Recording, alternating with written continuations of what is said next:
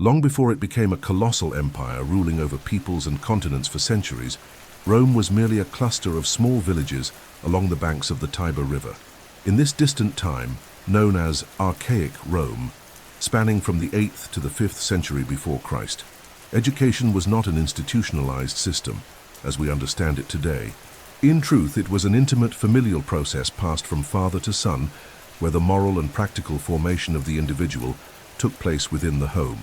In this predominantly agricultural, warrior-based and patriarchal society, knowledge was not an end in itself, but a tool to forge an obedient citizens, loyal soldiers, and honorable sons. There were no classrooms, no desks, and certainly no paid teachers. Life itself was the school. Lessons were taught through example, and the greatest example of all was the pater familias, the father, absolute lord of the household, whose word carried more weight than any book. It was he who taught his children the first Roman duties: to worship the gods, honor the ancestors, defend the family's honor, and obey the laws of the city. Education in early Rome was oral, ritualistic, and symbolic. Courage was taught through hunting, resilience through labor in the fields, and discipline through silence during religious rites. Every daily act was a lesson, every family event an opportunity for learning. Childhood was not viewed as a time to play, but a stage of preparation. Boys learned early to handle wooden weapons, to listen to the council of elders in the forum, and to embody the values of virtus, fides, gravitas, pillars of the Roman ethos that shaped not only soldiers, but also future leaders. Mothers, although confined to a domestic role, played a crucial part in their children's upbringing, especially for daughters. They were responsible for transmitting customs, religious practices, household management, and the behavior expected of a Roman matron. Girls learned early how to spin, care for the home, obey men, and ensure the continuity of tradition through motherhood. But even in the silence of household chores, a solid form of education was taking place. The education of example, of repetition, and the internalization of the foundational values of Rome.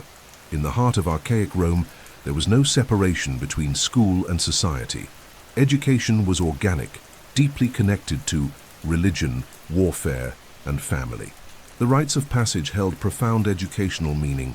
When a boy wore the toga virilisma for the first time, he ceased to be a child and became a citizen. This was not merely symbolic. It was the culmination of years of moral teachings, family traditions, and silent training for life under the rules of the res publica. Roman youth were trained to obey, to honor, and to endure. For in early Roman culture, more important than knowing how to speak well was unknowing how to act with honor.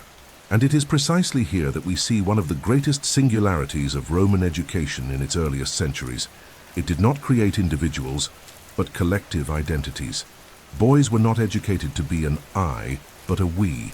Education was not meant for intellectual pleasure, but for social function. The Roman ideal was that of a strong, silent, determined citizen, ready to die for the homeland if necessary. A people who had expelled their kings and birthed a republic from resistance could never tolerate weak, indecisive, or valueless youth. Every child was a seed of the homeland, and their formation began within the humble walls of a house of clay and stone, carrying the weight of centuries of tradition on their shoulders. There were no books, but there were myths. No teachers, but there were ancestors. Teachings were shared around the fire, at funerals, in public ceremonies, and repeated across generations.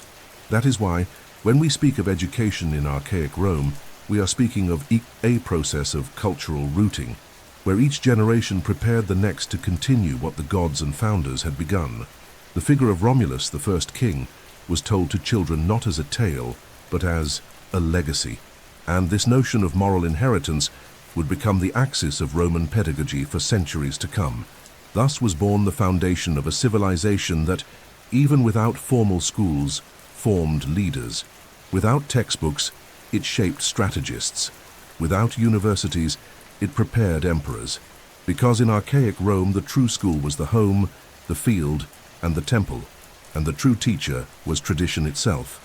In Roman social structure, the house, or domus, was not merely a physical space for family life, but the true nucleus for the formation of character, morality, and civic identity. And at the absolute center of this organization stood the pater familias, an unquestionable figure who held power over all members of the household, including wife, children, slaves, and even extended relatives. More than just the head of the family, the pater was a legislator, judge, priest, and mentor, an authority that transcended civil law and was rooted in sacred, social, and political values. In a society where the Republic had not yet consolidated educational institutions, it was his duty to transmit what Rome held most dear: its founding values, its sacred traditions, and its collective sense of honor. Education within the Domus was continuous, rigorous, and steeped in symbolism. Roman children did not learn through physical punishment or written evaluations, but through constant observation and the repetition of daily practices. From an early age, boys accompanied their fathers in domestic rituals, visits to the forum, court hearings, and religious ceremonies. They watched how the men addressed the gods, managed their servants, treated allies and rivals. Every gesture of the pater was a silent lesson. When the father firmly corrected a slave or negotiated a dowry, the son learned the value of authority, prudence, and dignitas. The home was the young Roman's first senate, where he observed how to govern and understood that leadership was not inherited, but built through daily virtues. Within this context, the key term was mos maiorum, the customs of the ancestors. There was no more respected educational system than ancestral example. The pater would repeat to his children the stories of their grandparents, heroes of the city, warriors who defended Rome, citizens who honored their word and respected their pacts with the gods.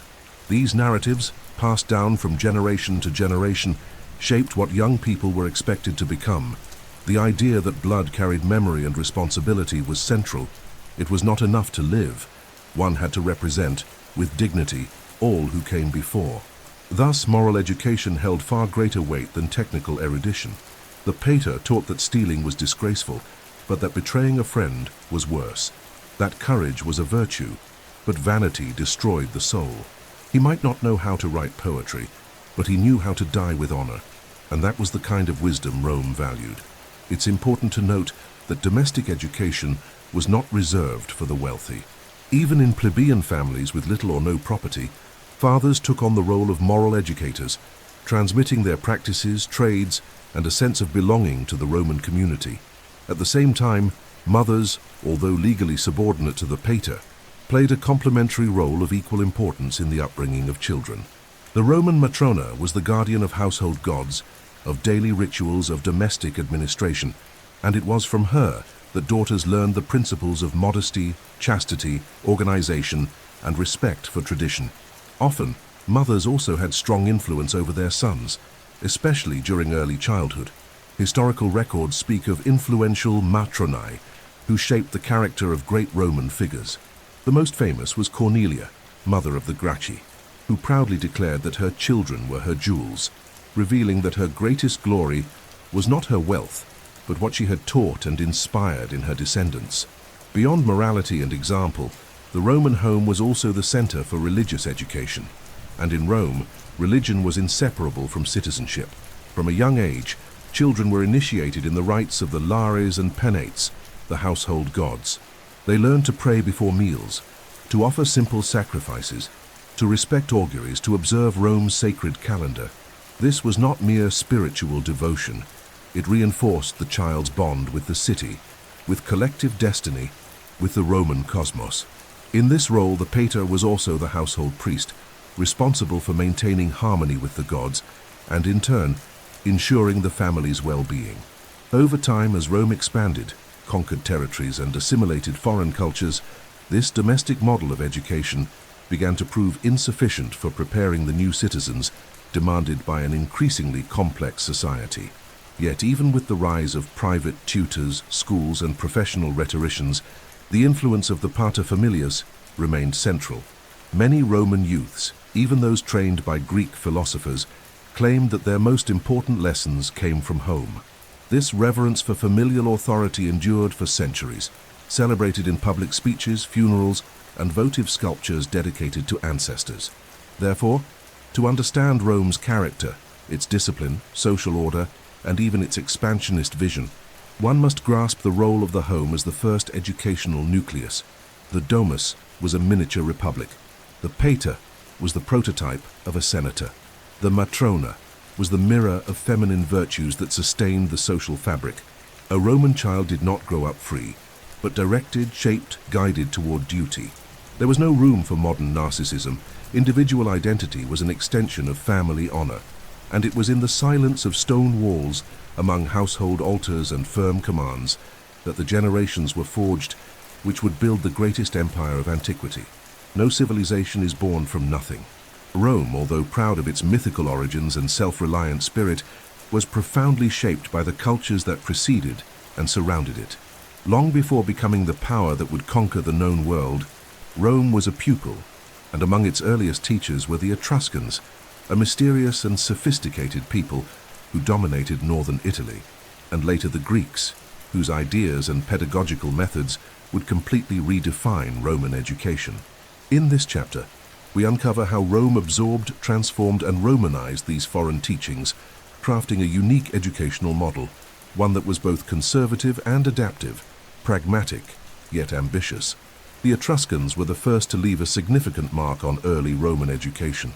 Their influence, though less celebrated than the Greek, was foundational. From them came the earliest alphabets, adapted from the Greek script, as well as the rudiments of arithmetic and civil engineering. The Romans inherited from the Etruscans the arts of divination, ritualistic astronomy, urban construction, and above all, the conception that knowledge should serve the collective good and maintain harmony with the gods. Even the founding of Rome, with its ritual of tracing the pomerium, the sacred boundary of the city, reflected Etruscan practices that united spirituality with science. In this context, education was still the transmission of religious, agricultural, and military techniques. Knowledge was functional, placed in service of the emerging state. But it was with the arrival of Greek culture that the Roman educational system began to undergo a profound and lasting transformation. Beginning in the 3rd century before Christ, especially after the conquest of Magna Graecia and victory over the kingdom of Pergamon, Rome was flooded with Greek works, ideas, and intellectuals. The contact was not only military, it was cultural and philosophical. And if the Etruscans had planted the seeds, the Greeks brought the intellectual explosion. Philosophy, rhetoric, literature, mathematics, logic, ethics, political theory, all began circulating in Rome, generating fascination, controversy, and transformation. Roman education then evolved from an oral and practical system into an intellectualized model with schools, curricula, and specialized instructors. Yet the Romans did not absorb Greek culture passively. On the contrary, they filtered it, adapted it, and often used it to their advantage. To traditional Romans like Cato the Elder, Greek education was suspect, too refined, too questioning, too philosophical for a society built on duty and war. But for others, like Cicero and Seneca, the Greek world offered the refinement needed to shape true public men, those who could argue, persuade, and lead wisely. The rhetoric of Demosthenes was studied alongside the speeches of Catiline. Aristotle's ethics began to dialogue with the Roman mos maiorum. Greek Stoicism would even become one of the great philosophical currents embraced by Roman thinkers, influencing emperors like Marcus Aurelius. This tension between Roman tradition and Greek innovation echoed within the homes of the elite. While the pater familias taught traditional values, it was common for a Greek tutor, often an educated slave brought from Greece, to instruct the son in the arts of logic, philosophy, and literature. It was a contradiction that Rome managed with remarkable skill. It allowed itself to admire the Greek world without ever abandoning the moral authority of Roman tradition. The boy might read Homer, but he was taught that duty to the state outweighed personal glory. He could study Plato, but he knew the Senate was more important than the Academy. What is most impressive is that this fusion worked. Rome didn't merely adopt Greek knowledge, it expanded it. It created original legal treatises, founded its own schools of rhetoric, produced manuals of public administration, and brought philosophy beyond academic circles.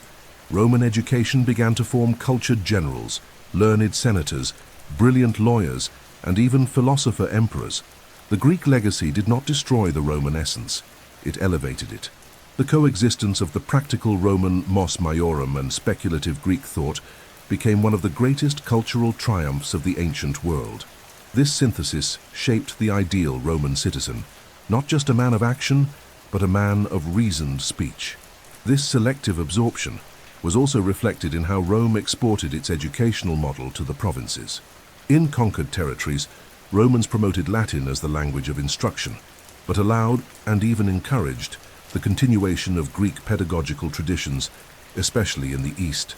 Alexandria, Pergamon, Athens, and Rhodes became imperial centers of learning. It was as if Rome said to the world, "We rule, but we recognize the wisdom of those who came before."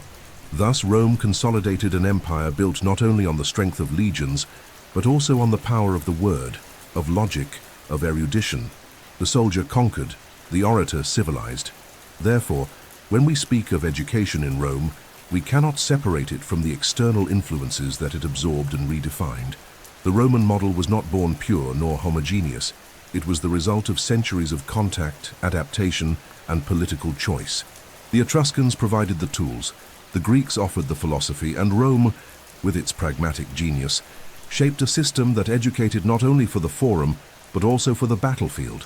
A system that formed not only brilliant minds, but also men of duty, leaders of character, and citizens committed to the eternity of Rome. As Rome expanded and society grew more complex, a new necessity emerged: to formally teach children the foundations of linguistic, mathematical, and moral knowledge. Education, once exclusive to the home, gradually began to take on institutional contours, though still rudimentary. Thus appeared the first professional educators, the ludi magistri, responsible for basic instruction, usually aimed at children between the ages of 7 and 12. There were no public schools. The ludi were maintained by private individuals or paid directly by parents. The classroom could be any space, a borrowed room, a portico, even outdoors under the blazing Roman sun. But there, with a papyrus scroll in one hand and a rod in the other, began the formation of a Roman citizen. The ludi curriculum was simple, yet absolutely essential. The first goal was to teach reading, writing, and arithmetic. The Latin language was the backbone of Roman identity, and mastering it meant gaining entry into civic, legal, and political life. Reading lessons began with the alphabet, often recited aloud by the entire class in a rhythmic, almost musical chant. Then came syllables, words, and eventually short texts. Writing was practiced with styluses on wax tablets, where mistakes could be easily erased.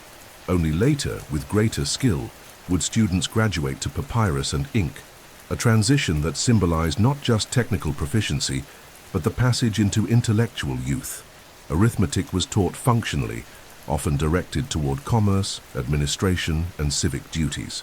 There was no abstract mathematics like in the Greek philosophical schools. The goal was practical: to calculate taxes, measure land, track time, and organize everyday activities. Roman mathematics was less about theory and more about application.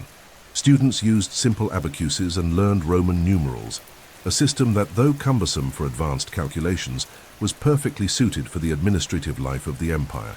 The ludi magister was typically a man of modest learning, often a freedman or even a specialized slave hired to teach. He was not a prestigious figure. In fact, it was common for such teachers to be poorly paid, disrespected, and mocked in satirical texts. Yet his role was vital. He was the one who took the first step in shaping the Roman citizen, who taught the youth to master the language, the foundation of law, politics, and civilization. Without this initial instruction, no boy could advance to the higher stages of education under the grammaticus and later the rhetoro. Discipline in the ludi was strict. Pedagogical methods were harsh, often cruel by modern standards. Physical punishments such as beatings on the palm were frequent, and mistakes were treated as moral failings. Silence was mandatory, posture monitored, repetition relentless. There was little room for imagination or autonomy. Instruction was linear, mechanical, and memorization-based. The focus was on repetition, correction, and obedience, reflecting the military and hierarchical values of Roman society. It was not about fostering creativity, but about molding a disciplined, obedient, and useful citizen for the res publica. Despite its limitations, the ludi environment was also an initiation into public life. Classmates often became future allies or political rivals.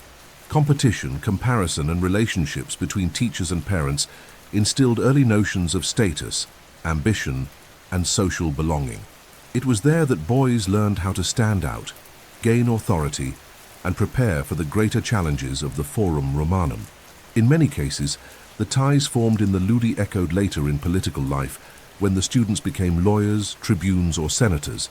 It is crucial to note that this instruction was essentially male and elite. Girls, when educated, were taught at home, focused on morals, religion, and household management. Sons of plebeians or freedmen rarely had access to a Ludi magister, and many learned trades directly in workshops or fields. However, over the centuries, especially with the Romanization of the provinces, this model of basic instruction spread, reaching other social groups and regions of the empire. Cities like Antioch, Carthage, Alexandria, and Lyon had their own teachers, students, and local adaptations of the Roman ludus. Even so, Ludi instruction remained limited. Sophisticated teaching methods were lacking. There was no formal pedagogy, and success depended more on student effort and family prestige than on any structured educational system. Yet, as rudimentary as it was, this early education was the first step in shaping the imperial Roman elite. It was in the Ludi that talents were discovered, future leaders identified, and the path prepared for advanced studies with the grammaticus and ultimately the rhetor. And however harsh, unequal, or primitive it may have been, it marked an evolution beyond the purely domestic education of archaic Rome. In the end, the Ludi magister did more than teach reading and writing. He taught how to enter the Roman world. Every copied word, every recited number, every punishment endured was part of a ritual of transition. Upon leaving that space, the boy was not merely literate. He was a citizen in the making, a disciple of Roman order, someone who would carry with his voice and actions the weight of an entire civilization. If the Ludi magister laid the first bricks of the Roman educational structure, it was the grammaticus who built its upper floors. Secondary education in Rome, usually beginning between the ages of 12 and 15, marked the transition from basic knowledge to the refined realm of literature, culture, critical interpretation, and analytical thinking. The goal was no longer merely to teach reading and counting, but to shape spirit and taste, to prepare the young for engaging with public speeches, sacred texts, historical narratives, and the moral ideals that sustained the Roman Empire. The grammaticus's instruction was above all a literary formation, rooted in the deep reading and analysis of the great authors of the Greek and Latin traditions. The curriculum revolved around two fundamental pillars, grammar and literature. But it's important to understand that for the Romans, grammar meant much more than orthographic or syntactic rules. It was a science of language, encompassing correct use of Latin and Greek, mastery of poetic meter, declamation, stylistic precision, and above all, the ability to interpret, extract deep meanings, and apply ethical lessons from classical texts. Reading Homer, Hesiod, Virgil, Horace, Cicero, or Ennius was not merely an intellectual exercise, it was a descent into the soul of civilization. The grammaticus' main role was to guide the student through the layers of meaning within these texts. Every line was dissected, commented on, word by word, image by image. Students learned to recognize metaphors, identify mythological allusions, debate moral dilemmas, and link the deeds of heroes to Roman virtues. When analyzing Ulysses, for example, they reflected on cunning and loyalty. With Aeneas, they immersed themselves in patriotism, piety, and the divine mission to found Rome. Thus, secondary education was far from neutral. It built an ideal citizen, a youth who could think clearly, speak elegantly, and interpret the world through the lens of tradition. The figure of the grammaticus, in this context, earned prestige. Unlike the Ludi magister, he was often a cultured man, versed in philosophy, history, poetry, and politics. Some were learned ex-slaves, others free citizens who devoted themselves to teaching out of vocation. A few grammatics even gained renown, instructing members of the senatorial aristocracy and even the sons of emperors. Their classrooms were more sophisticated, with organized papyrus scrolls, wax tablets for exercises, and a more disciplined atmosphere. But rigor did not lessen. Intellectual demands grew, and students were assessed not only on knowledge, but also on stylistic elegance, memory strength, and clarity of pronunciation. Secondary education also had a bilingual dimension, involving deep study of Greek. Though Latin was the empire's official language, Greek was the tongue of culture and philosophy. To speak Greek fluently was a mark of refinement, erudition, and status. Many students read both Homer and Virgil, both Plato and Seneca, learning to navigate two linguistic worlds, a skill as politically valuable as it was intellectually enriching. Furthermore, mastery of Greek prepared students for the next and most demanding level of education, rhetoric, the art of persuasion, of convincing, of prevailing through the spoken word. But before ascending to the rhetor, one had to conquer the soul of the literary world. It was the grammaticus who taught the young Roman to think deeply, to argue elegantly, and to understand the past as the key to the present. This stage of education was also a social filter. Many students dropped out at this point due to financial constraints, lack of vocation, or the need to pursue other careers. Those who remained demonstrated not only talent, but also the ambition for a public, legal, or philosophical career. The grammaticus then became a guardian of culture, interpreter of collective memory, mediator between the gods of literature and the citizens of the empire. His function transcended technical instruction.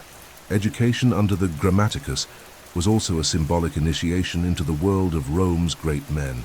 Reciting a passage from Virgil was not merely a vocal exercise, it was a rite of passage.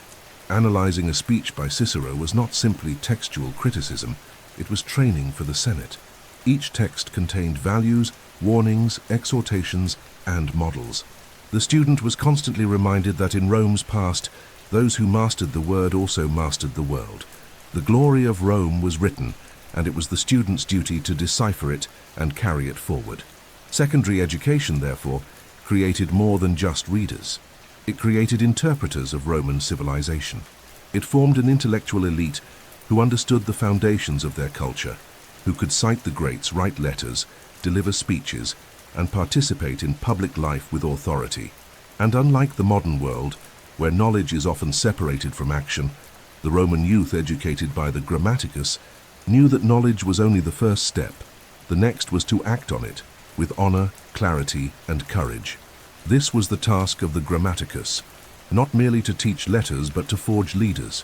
And it was there, in the simplicity of a classroom filled with papyrus scrolls and young voices reciting immortal verses, that the future senators were shaped, the jurists of the present trained, and the poets of eternity born. In republican and imperial Rome, the mastery of speech was a power comparable to that of the legions. In a society where politics unfolded in courts, plazas, and forums, the ability to argue, move, persuade, and lead through discourse was the key to the highest positions of public life. That is why those who surpassed the earlier stages of education, the ludi and the grammaticus, were led to the most demanding and prestigious phase of their formation, the studies with the rhetor, the master of rhetorical art. Here, the young men of the elite ceased to be mere students and became candidates for leadership, preparing for the verbal duels that would shape their careers and legacies. Roman rhetoric, a direct heir to the Greek tradition, especially the schools of Isocrates, Aristotle, and Quintilian, was far more than a technique of speaking. It was a total art, involving logic, ethics, psychology, politics, dramaturgy, and aesthetics. The student did not merely learn to speak well. He learned to read the audience, manipulate emotions, craft arguments with precision, and respond to adversaries with wit. He learned when to invoke gravitas, seriousness, when to appeal to mercy, when to be subtle and when to be relentless. A Roman orator was at once a strategist, an actor, and a philosopher, someone capable of commanding the scene with words, and through them, commanding destiny. Lessons with the rhetor followed an intense and challenging rhythm. Students underwent daily exercises in declamation and composition, known as suasoriae and controversiae. In the suasoriae, the student was invited to embody historical or mythological figures at critical moments, like Alexander before the Ganges, or Caesar on the eve of crossing the Rubicon, and build a persuasive speech, demonstrating historical knowledge, moral insight, and emotional control. In the controversia, students assumed the role of advocates in fictional legal cases, arguing for the defense or prosecution in complex judicial scenarios. These simulations reproduced real Roman conflicts, preparing the student for careers in law, magistracy, or diplomacy. The rhetor was a true craftsman of civic formation, He did not merely correct grammar or vocabulary, but taught how to move hearts and influence decisions. The goal was to shape men capable of speaking in the Senate, defending public causes, enchanting crowds in assemblies, and commanding armies with verbal authority. It was a profoundly practical education, yet deeply rooted in the reading of ancient orators. Cicero, Rome's most celebrated speaker, was studied as the supreme model of eloquence, logic, and dignity. His speeches, such as Pro Caelio or the Catilinarians, were memorized, recited, and imitated. Students learned the architecture of argument, the emotional arc of a speech, the calculated use of irony and pause. The impact of rhetoric on Roman culture was total. The ideal citizen was not the strongest, but the most convincing. Eloquence was honored in inscriptions, busts, statues, and funerals. Orators like Cato, Crassus, Hortensius, and Cicero did not merely practice politics, they shaped the republic's direction with their words. Even emperors such as Augustus and Marcus Aurelius were educated in rhetorical arts, understanding that the brute force of legions could never replace the refined power of speech. A general might win battles, but an orator could prevent wars. A consul could enact laws, but a rhetor could create consensus, expose enemies, and uphold the values of the homeland. Training under the rhetor was also a social divider. Not all could afford this level of instruction, and only the sons of the senatorial and equestrian aristocracy had full access to renowned masters. Some studied under Greek rhetoricians from Alexandria or Rhodes. Others were sent to Athens, the intellectual capital of the ancient world, to be trained in Stoic or skeptical schools of oratory. This international formation added prestige and refinement, enabling the young Roman to walk the halls of power with both authority and distinction. A great orator was heard, remembered, and feared, and many who mastered the art went on to become consuls, censors, generals, even emperors. But rhetoric held its dangers: vanity and the temptation to use words as tools of hollow manipulation. Roman thinkers such as Seneca and Tacitus warned of the risks posed by orators who sought applause without truth or virtue. The true vir bonus dicendi peritus, the good man skilled in speaking, was expected to pair eloquence with integrity, wisdom with moderation. This was the ideal championed by Quintilian, the most renowned rhetorical master of imperial Rome, whose Institutio Oratoria became one of the greatest pedagogical works in history. In it, rhetoric was elevated to a moral education, a process that shaped character as much as it did speech. Ultimately, the study with the rhetor was the culmination of Roman education. It was the moment when the student ceased to be merely a learner and emerged as a potential public figure. His voice, forged through years of training, became his weapon, his word, his currency, his speech, his political presence.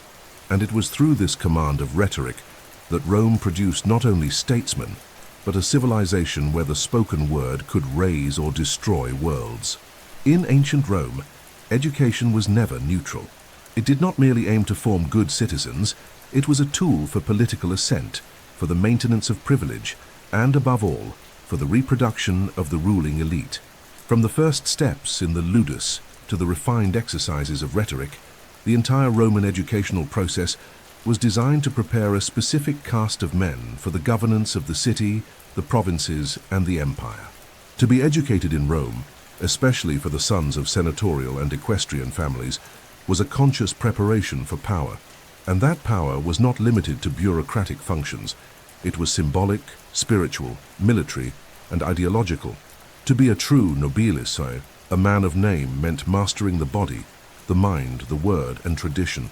And for that, a type of education was required that was extremely exclusive, rigorous, and politically oriented. The young patrician was not raised to live as an ordinary citizen, but to command other men, to defend Rome in courts, to represent her in rituals, and, if necessary, to lead armies on the battlefield. His formation extended far beyond classrooms. From an early age, he was introduced to the virtues of disciplina, fortitudo, auctoritas, and pietas. Every aspect of his upbringing was crafted to shape him into the ideal model of a citizen leader. His life was guided by symbols, rites of passage, and family examples, the weight of his genes' name, the statues of ancestors in the atrium of his home. the funeral eulogies he had heard since childhood, all instilled in him the awareness that he did not have the right to fail. He was not merely an individual, he was the bearer of a legacy. This pressure to meet expectations began at home, with the pater familias demanding perfection in every gesture, and continued in the schools, where the youth was constantly compared to other sons of the elite. But the true turning point came after his studies with the rhetor, when around the age of 16 he wore the toga virilis for the first time, the symbol of his entry into adult and public life. It was a solemn rite, involving domestic rituals, visits to civic altars, and often a public presentation in the forum. From that moment, he was officially a citizen, but also an aspiring magistrate, senator, or general. His destiny was now shaped by the cursus honorum, the sequence of public offices. A Roman man of status was expected to ascend throughout life. Elite education then became practical. Many young men were placed as assistants to renowned jurists, accompanied orators in the courts, or followed their fathers on administrative missions. They learned by watching. They learned by serving. They learned by hearing real speeches and decisions, participating in negotiations, and absorbing the language of power.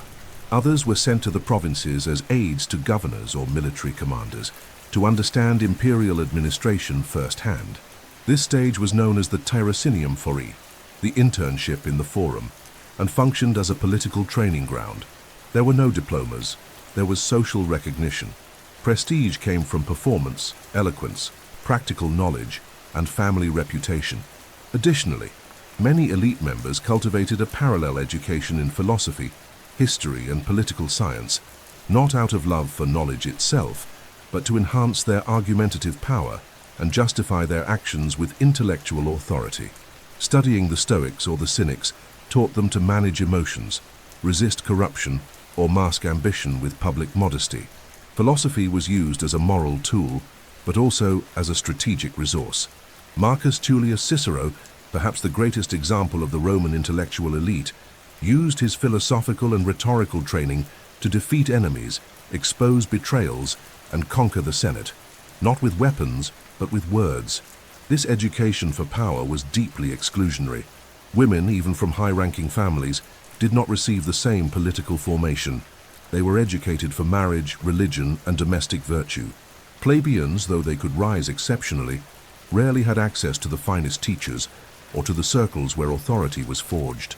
Elite education was a system of self-reproduction, where knowledge, contacts, and privileges circulated among closely tied families.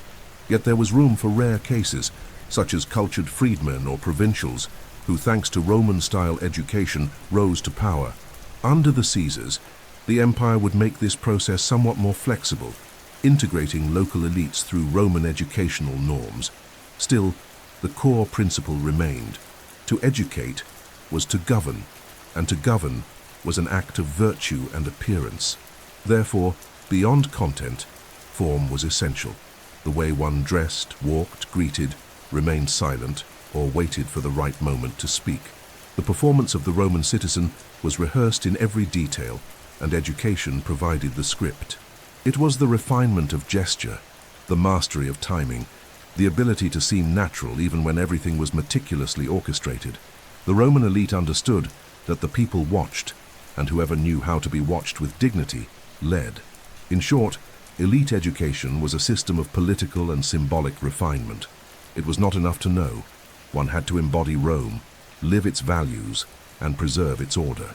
This process formed men who not only commanded armies or judged causes, but who embodied the very idea of Roman civilization, becoming living examples of an empire that conquered the world with arms, but ruled it with the prestige of its education. In ancient Rome, education was never an end in itself.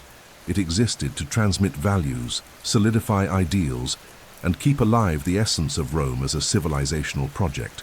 More than forming readers, soldiers, jurists, or politicians, Roman education sought to shape men who embodied the moral pillars of the empire. And these pillars had clear, almost sacred names, repeated in speeches, inscribed on monuments, and praised in funeral rites: virtus, disciplina, and mos maiorum. These were not mere words. They were foundational truths that molded the Roman citizen from cradle to grave.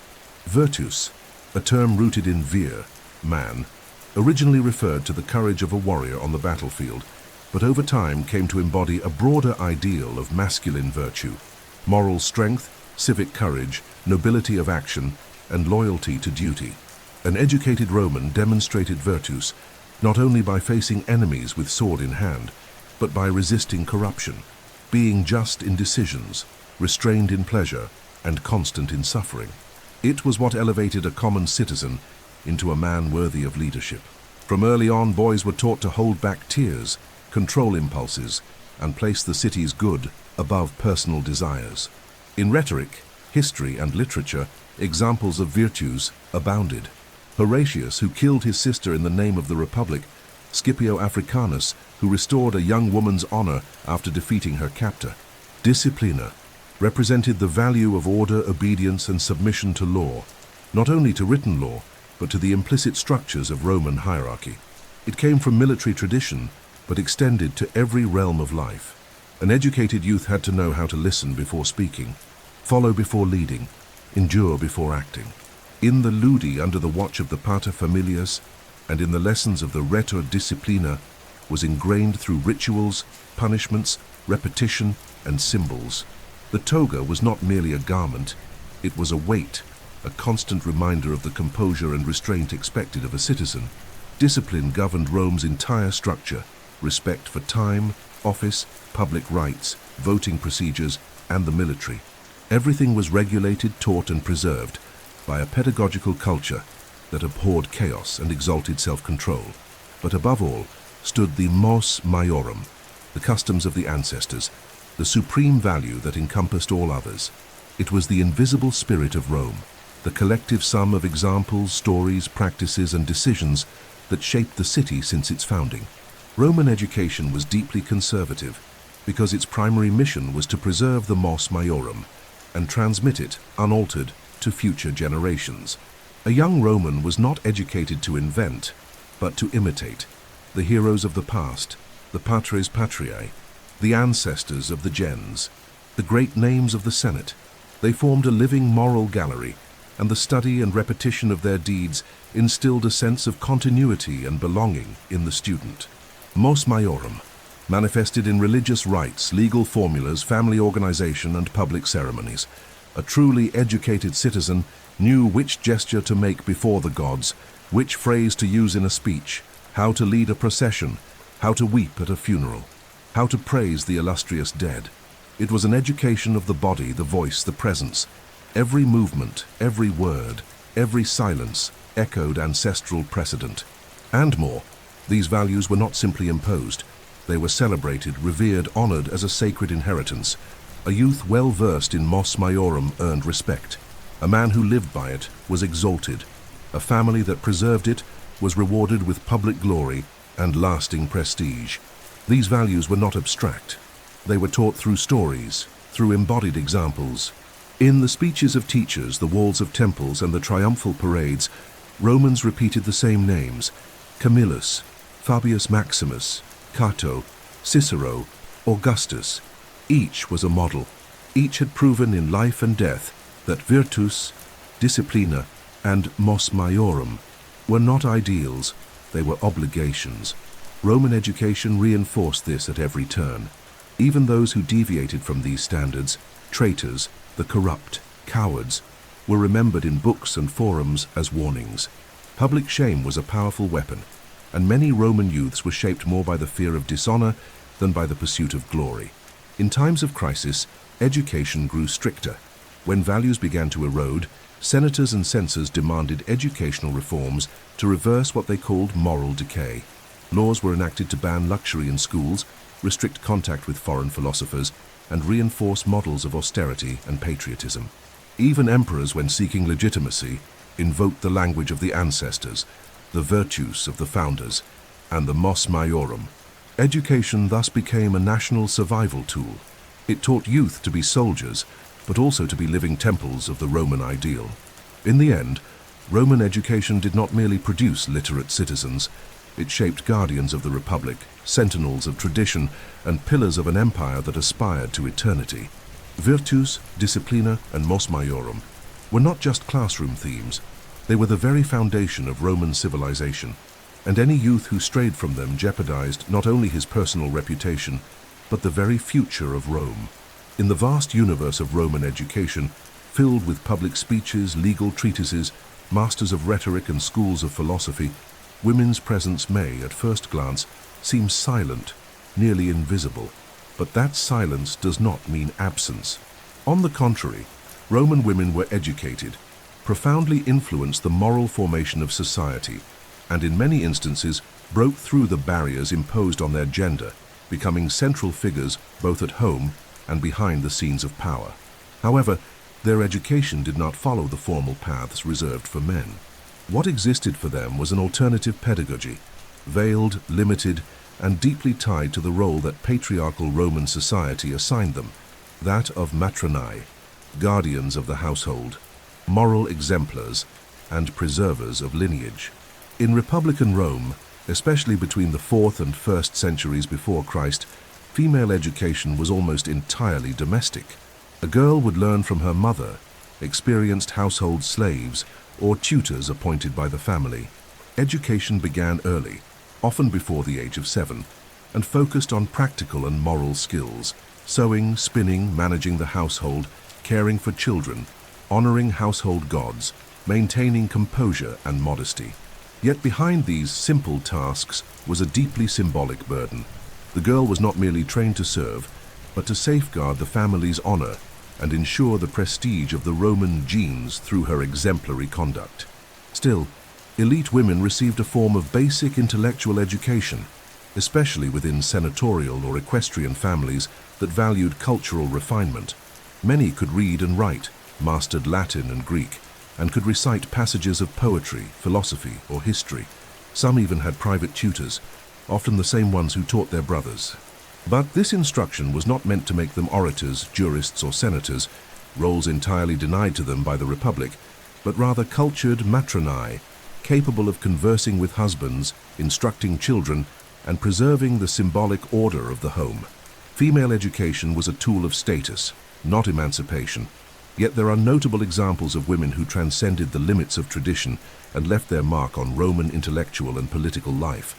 Among the most celebrated is Cornelia, mother of the Gracchi brothers, whose reputation as an educator and model of virtue endured for centuries. Cornelia, daughter of Scipio Africanus, was praised not only for having raised two of the Republic's greatest reformers, but also for her erudition, moral strength, and eloquence. When asked about her jewels, she famously pointed to her sons and replied, "These are my treasures." With that gesture, Cornelia cemented the image of the Roman mother as the ultimate educator, more influential than any master or rhetor. Other female figures, like the poet Sulpicia or Arria, who chose death over dishonor, demonstrate that when accessible, education could form women capable of deep thought, literary creation, and moral conviction. Even without access to tribunals or the Senate, they wrote, advised, taught, and often influenced political decisions from the shadows. In imperial times, this female presence intensified. Livia Drusilla, wife of Augustus, was a feared advisor. Agrippina the Younger, Nero's mother, a formidable strategist. All these women were shaped within the walls of the Roman household, proving that the home was not merely a place of submission, but a silent arena of influence and authority. Nonetheless, access to formal education remained profoundly unequal. Women were barred from public schools, excluded from rhetorical contests, and denied full access to grammatici or rhetores. Their writings were rarely preserved, their voices seldom recorded. Most of what we know about them comes from male-authored records, which judge their behavior against the ideals of the mos maiorum. A woman who knew too much was viewed with suspicion. One who spoke too freely was rebuked. A woman who wrote beyond modesty's limits was branded impudica. Silence, restraint, and submission were considered educational virtues, and yet Rome lived by exceptions. In many patrician households, there was a clear understanding that educating a daughter well was an investment in family stability. She would manage the household, host guests, oversee property in her husband's absence, and, most importantly, educate the children, the future senators, generals, and magistrates. The mother, as first teacher of Roman men, was a sacred concept.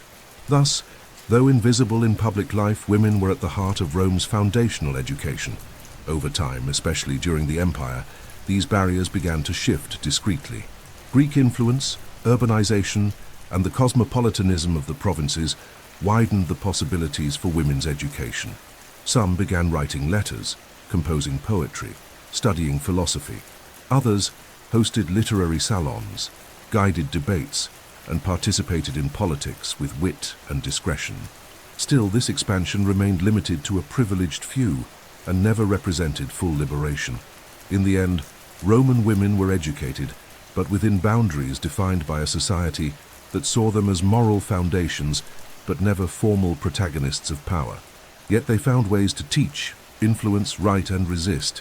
In the silence of homes, in the firmness of their gaze, in the education of their children, in advice to husbands, and in texts that survived time, they proved that, even under patriarchal shadows, female education in Rome left deep, subtle, indelible marks on the fate of an entire empire.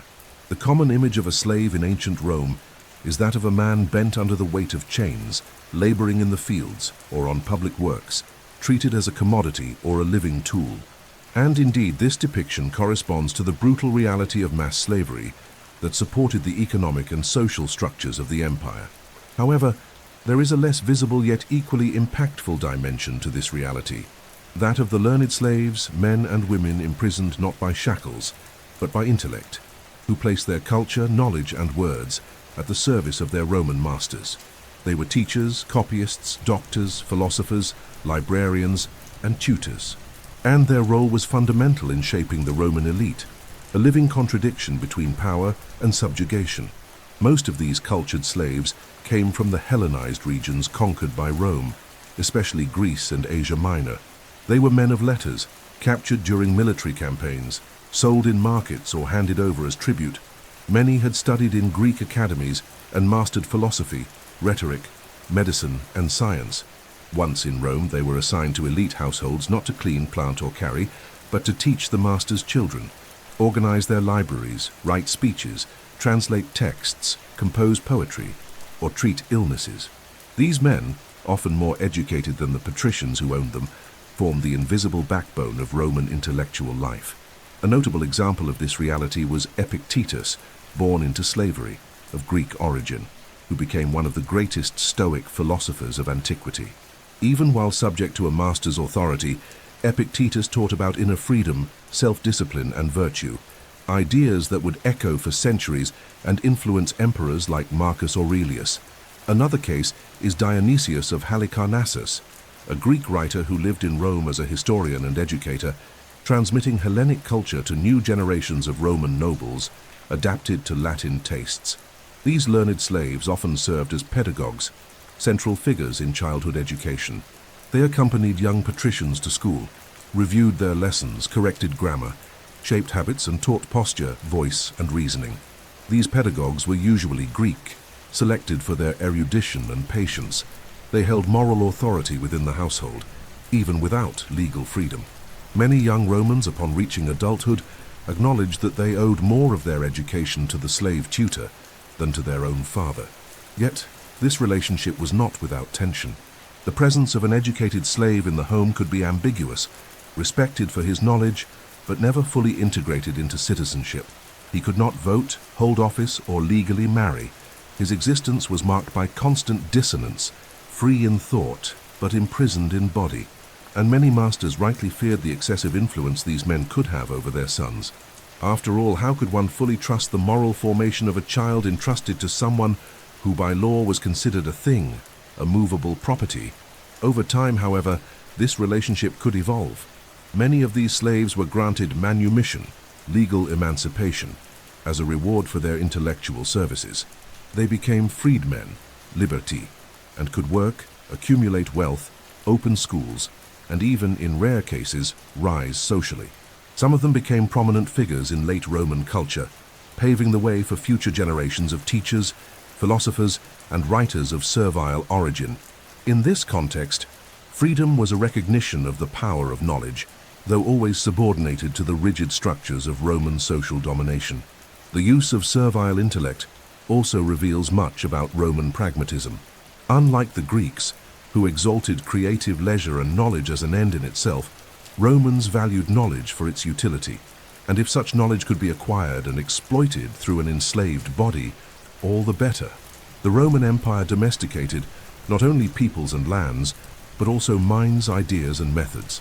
Greek rhetoric, Eastern medicine, Stoic philosophy, all were absorbed, reinterpreted, and instrumentalized in service of Rome. And learned slaves were the silent vectors of that transposition. This complex web of intellectual domination also reveals a deep moral contradiction. How could a civilization that exalted virtues, mos maiorum, and dignitas depend so intensely on men deprived of liberty? How could one justify that the teachers of future senators were treated as property? The answer lies at the core of Roman culture: order, hierarchy, and the functionality of inequality. Education was a tool of power reproduction, and no matter how noble knowledge was, it was only legitimate when it served Rome's political project. A slave could be wise, as long as his wisdom strengthened the empire. In the end, the learned slaves were the invisible pillars of Roman culture, fundamental in elite education, the preservation of works, and the transmission of classical knowledge. They taught how to speak, how to think, how to interpret.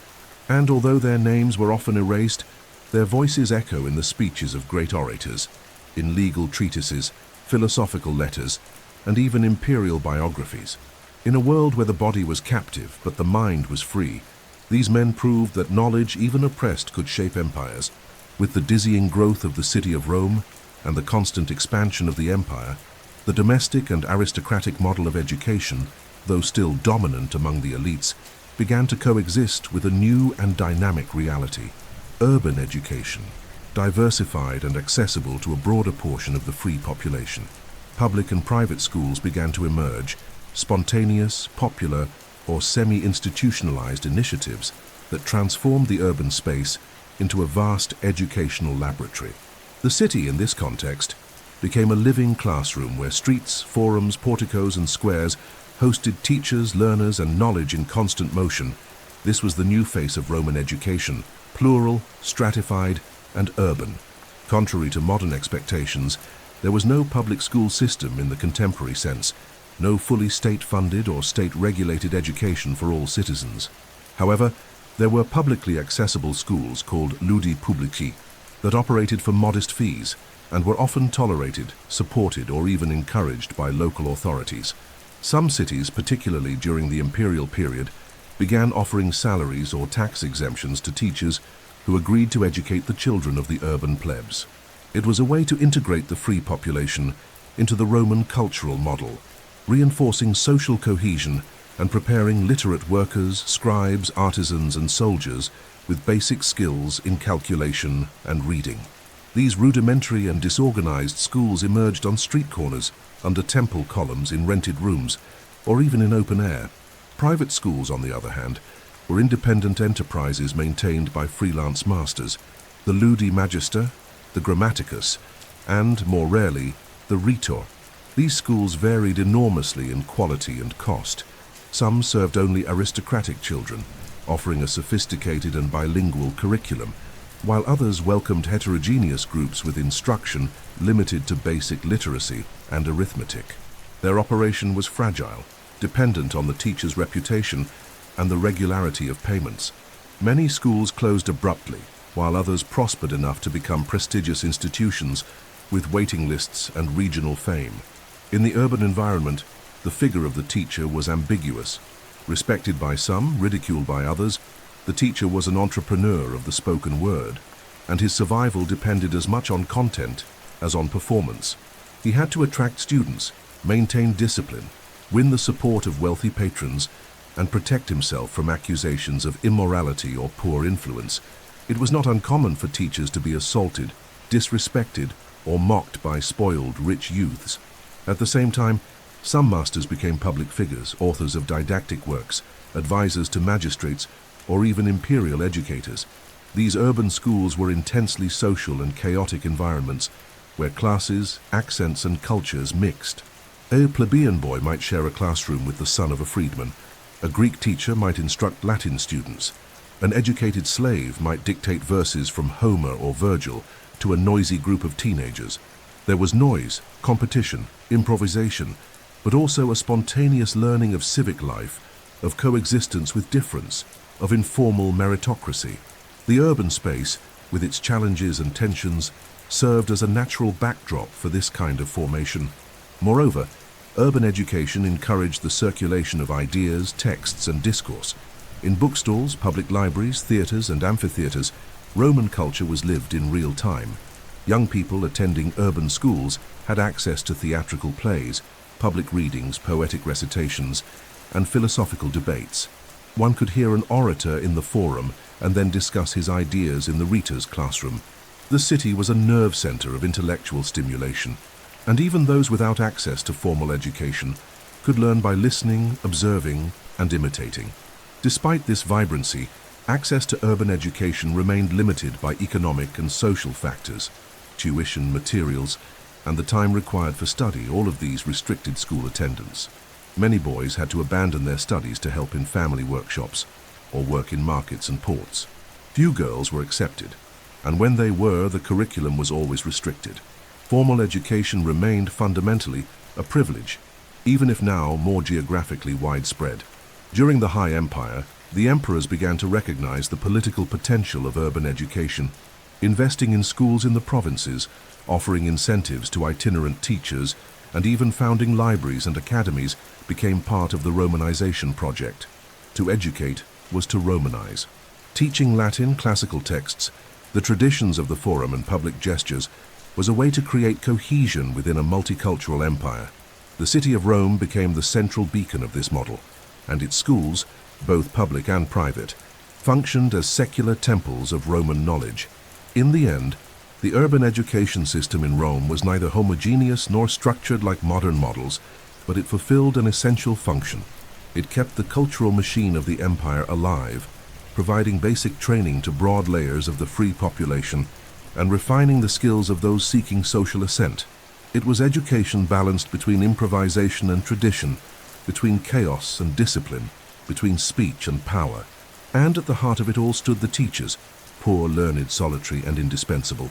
As Roman rule expanded beyond the Italian peninsula, reaching North Africa, the Middle East, southern Britannia, Gaul, Hispania, and the vast Danubian frontier, a new and complex reality emerged, that of a multicultural, multilingual, and multi-religious empire that needed not only to be administered, but unified by a common set of values, customs, and practices. The sword conquered territories, but it was education that consolidated Rome's presence among the subjugated peoples. In the provinces, then, education became a tool of integration, assimilation, and Romanization, creating a local literate elite who thought, spoke, wrote, and acted like Romans, even in lands far from the capital. It was soon realized that Rome's power could not rely solely on appointed governors and stationed legions. It was necessary to train provincial citizens with a Roman mentality, capable of judging, legislating, administering, writing, teaching, and defending imperial interests with local legitimacy. And the key to this was education. Since the time of Augustus, it became official policy to encourage the opening of schools and cultural centers in provincial cities. In each colony, municipium, and allied city, schools of grammar, rhetoric, law, and even philosophy began to emerge. Teachers were hired, sent, or incentivized through tax exemptions, legal privileges, or full Roman citizenship. Rome was literally creating an empire of educators. The cities of Asia Minor, Ephesus, Smyrna, Pergamum, and above all, Athens and Alexandria, became major educational hubs. There, Roman and provincial youth studied side by side. In Rhodes, rhetoric schools achieved international fame.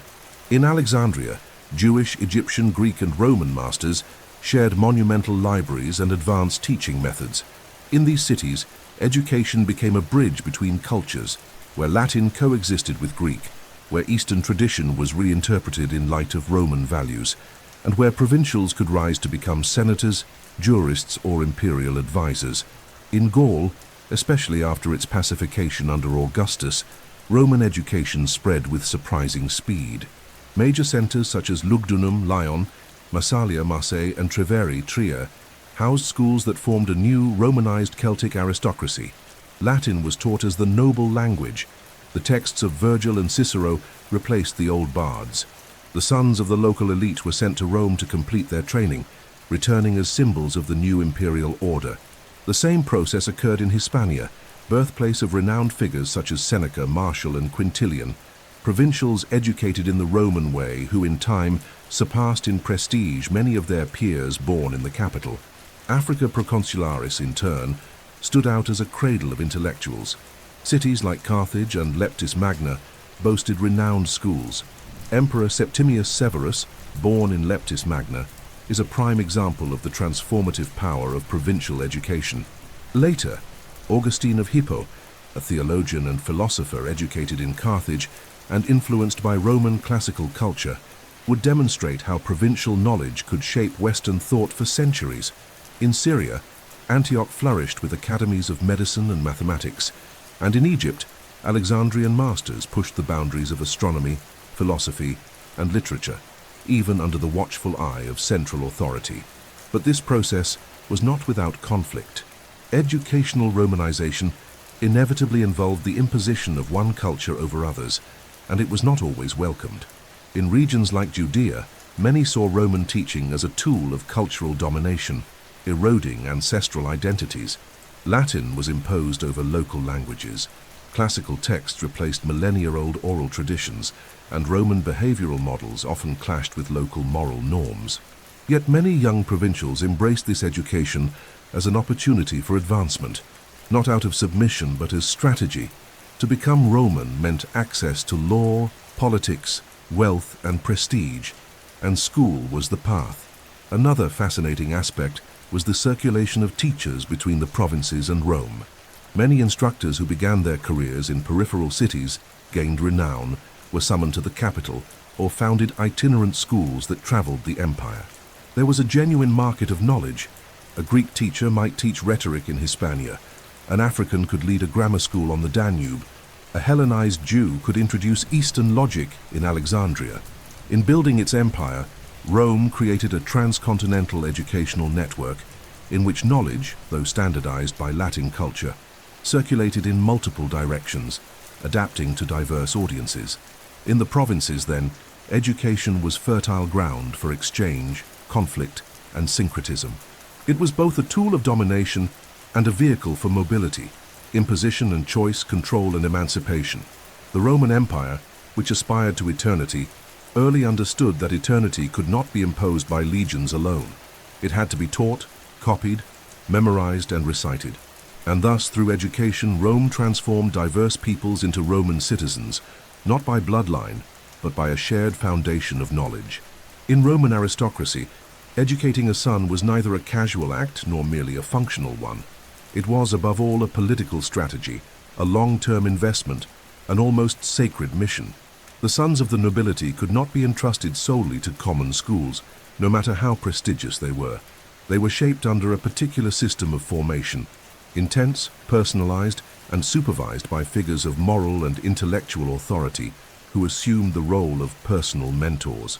Among these, three stand out as pillars of private elite education: the censors, the preceptors, and the philosophers, each with distinct functions, but all responsible for ensuring that the young nobleman not only knew Roman values, but embodied Rome in both essence and appearance. The censors, although originally magistrates responsible for conducting the census and guarding public morals, had an indirect yet profound impact on youth formation.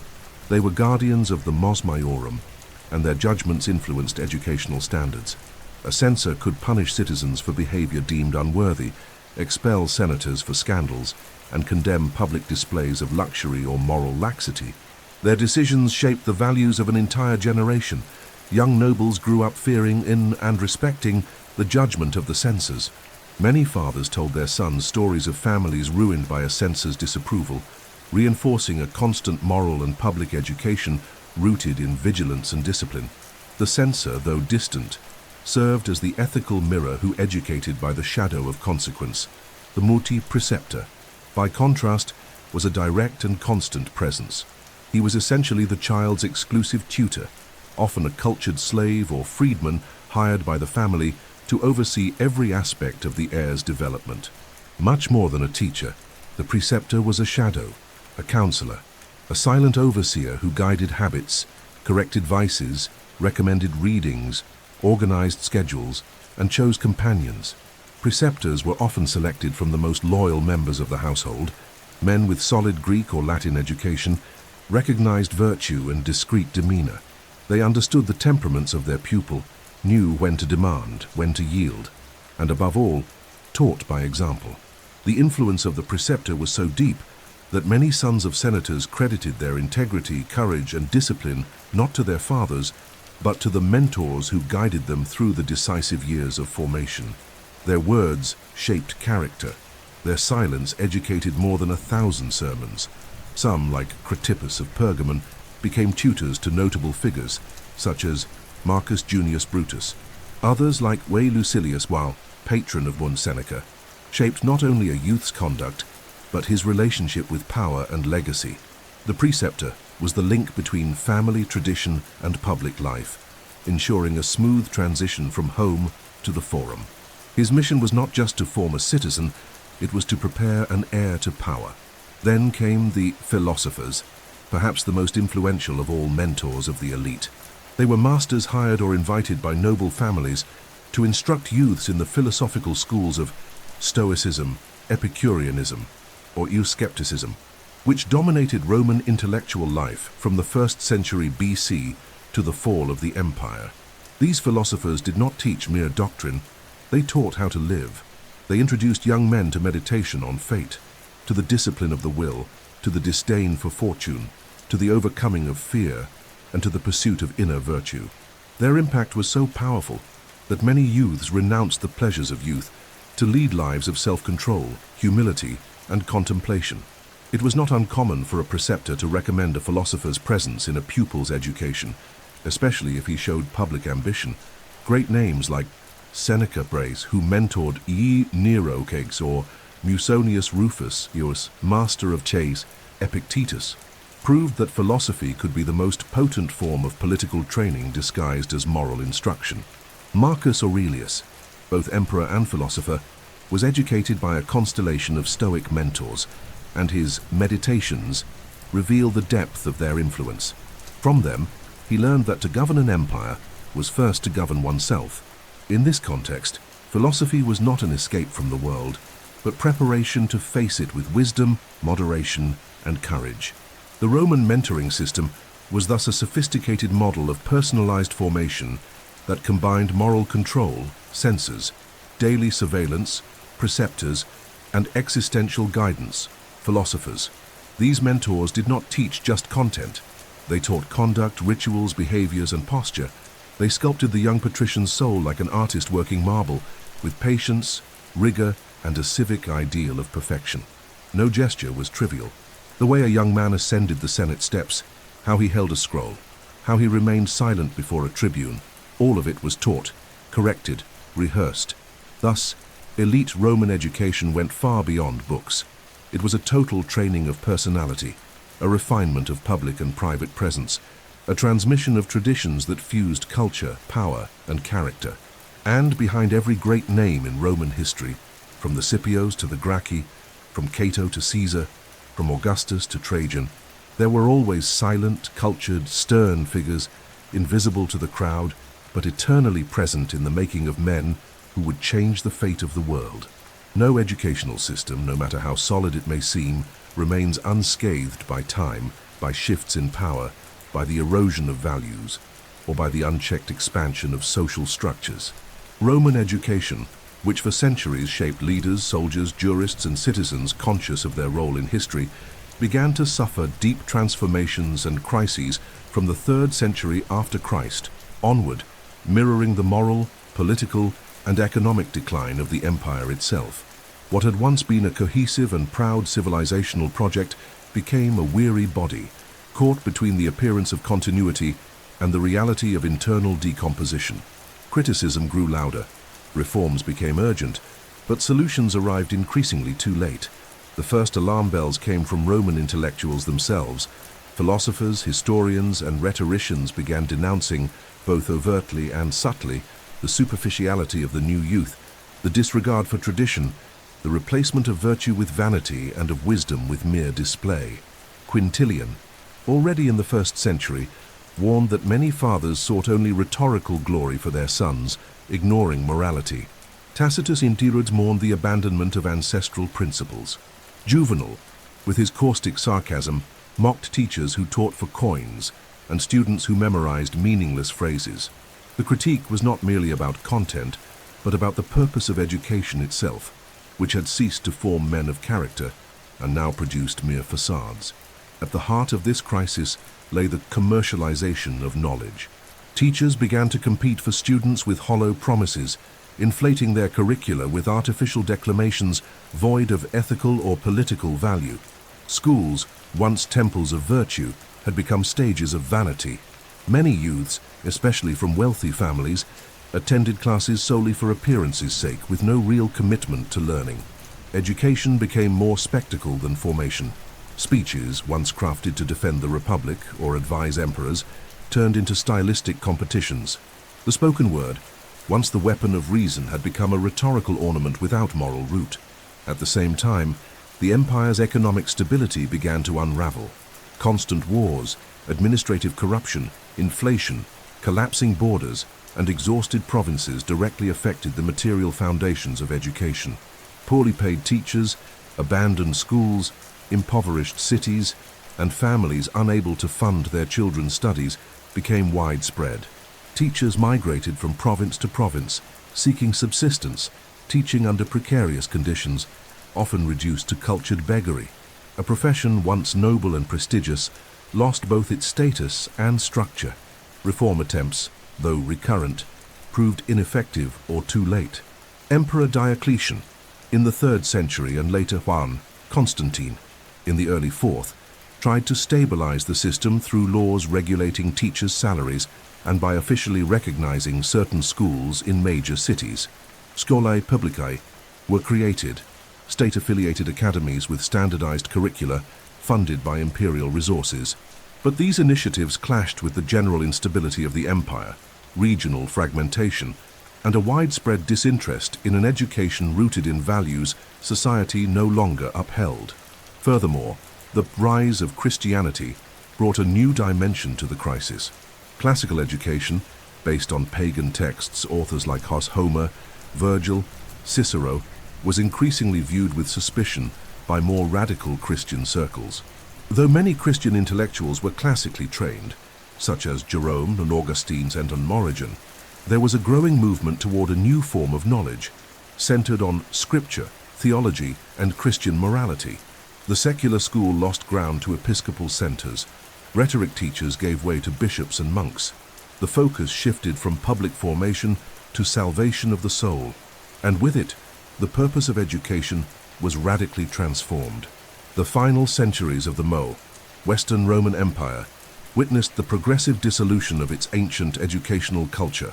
Libraries were looted or abandoned, philosophers ceased to teach, preceptors disappeared, schools were replaced by monasteries, and youths once trained to govern empires were now educated to serve God, obey bishops, and fear the end times.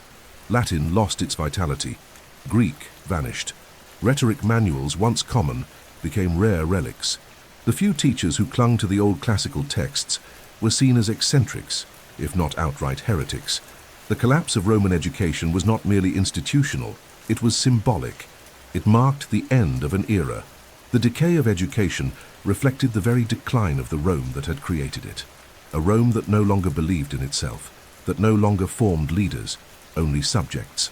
A Rome that had traded debate for imposition, example for doctrine, public spirit for private survival.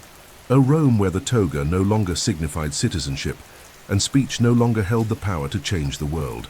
And thus the Roman educational system, one of the most enduring, influential, and admired in antiquity, dissolved gradually, not in ruins, but in silence, oblivion, and abandonment. Yet its echoes endured. The Hellenistic schools of the Middle Ages, the curricula of the Renaissance, and the modern university would all draw, often unknowingly, from the Roman well. The collapse was real, but the legacy persisted. For though Rome fell, the idea that to educate is to build civilization never ceased to inspire the world. Even after the fall of the Western Roman Empire in 476 d.C., with Rome collapsing under barbarian invasions and the end of its centralized political structure, Roman education did not disappear. It transformed, infiltrated, and was reborn in the foundations of Western civilization. Its practices, values, and structures deeply influenced everything that followed. From medieval Christendom to modern universities, from Renaissance humanist rhetoric to the school curricula of the 21st century. Rome may have crumbled as a political power, but its idea of education as a forge for citizens, as the moral foundation of the state, and as a vehicle of civilization survived time, war, and the rubble of history. During the Middle Ages, particularly in the Latin Christian world, the Roman pedagogical model found shelter in religious orders, especially among the Benedictines, who kept alive the tradition of reading, writing, and copying classical manuscripts. The monks became the new grammatici, masters of language, guardians of Latin, interpreters of scripture and ancient texts. Latin, inherited from Rome, became the language of the church, of science, of law, and of European diplomacy for over 1,000 years, and with it, the forms of logical reasoning, argumentative methods, and instructional standards inherited directly from Roman masters were preserved. Roman education also survived in the infrastructure of universities. When centers of learning such as Bologna, Paris, and Oxford emerged in the 12th century, their organizers borrowed not only Latin as the academic language, but also the organization of Roman rhetorical and legal schools. Oral disputes among students, public examinations, the titles of magister and doctor, the curricula based on grammar, dialectics, and rhetoric, all were direct echoes of the Roman system, filtered through Christian tradition and expanded by the demands of a new, growing European society. The Roman influence also shaped Western legal thought, especially through the Corpus Juris Civilis of Justinian, which, though compiled in the Byzantine Empire, was a synthesis of Roman legal codes and rediscovered in medieval Western Europe. Its structure, logic, and legal concepts laid the foundation for university-level legal studies and inspired the systems of dozens of nations to this day. And since legal training required mastery in logic, grammar, rhetoric, and philosophy, the core of the medieval trivium, Roman education remained the silent guide of all these institutions. During the Renaissance, the rediscovery of classical texts under the banner of humanism breathed new life into the Roman educational ideal. Authors such as Cicero, Seneca, Virgil, Quintilian, and Horace were once again read, copied, commented on, and taught. Humanists saw in them the model of the complete man. Cultured, rational, eloquent, virtuous, education ceased to be solely religious and once more became a tool for civic spirit, critical thought, and aesthetic appreciation. Schools were founded based on Greco-Roman curricula, and European princes were assigned tutors who mirrored the ideal Roman preceptor, demanding, cultured, moralistic, political. The Rome that had once inspired an empire now inspired culture itself. In the following centuries, with the scientific revolution and the rise of modern states, Roman education began to be reinterpreted in civic and republican terms. The models of citizenship in the United States and France drew heavily from Roman ideas of public virtue, natural law, civic responsibility, and service to the Republic. Schools came to be understood as pillars of the nation, heirs of the ludi and scholi of old. The ideal of forming autonomous, critical citizens prepared for public life became a hallmark of modernity, and it was born, centuries earlier, among the columns of the Roman Forum. Even today, traces of the Roman educational model persist. The value placed on reading the classics, the structure of academic dissertations, political speeches shaped by rhetorical techniques, the use of Latin in academic ceremonies, and the foundations of legal and philosophical reasoning all still bear the invisible seal of ancient Rome. The very ideal of the cultured man, versed in multiple disciplines, able to write, argue, and think critically, has clear roots in the Roman pedagogy of the vir bonus dicendi peritus, the good man, skilled in the art of speech. But the Roman legacy is not merely technical. It is, above all, a legacy of an educational mission. The Romans believed that to educate was not merely to instruct, but to shape character, temper emotions, prepare for sacrifice, and instill a sense of belonging. They knew that an empire could fall, but that an educated people, if it bore the right values, could resist, rebuild, and be reborn. This is perhaps their greatest inheritance, the belief that knowledge is not an ornament, but a foundation, not a luxury, but a duty. Thus Roman education, forged in the atriums of Domus, in the forums of the provinces, in the schools of Antiquity, and in the words of rhetores, survives not as a ruin, but as a living structure, renewed with each generation that reads, thinks, and teaches. Rome gave us roads, aqueducts, laws, armies, and cities, but above all it gave us the idea that to educate is to sustain the world. And as long as there is a student reciting a text, a teacher shaping a character, a society striving to form citizens, Rome in some form lives on.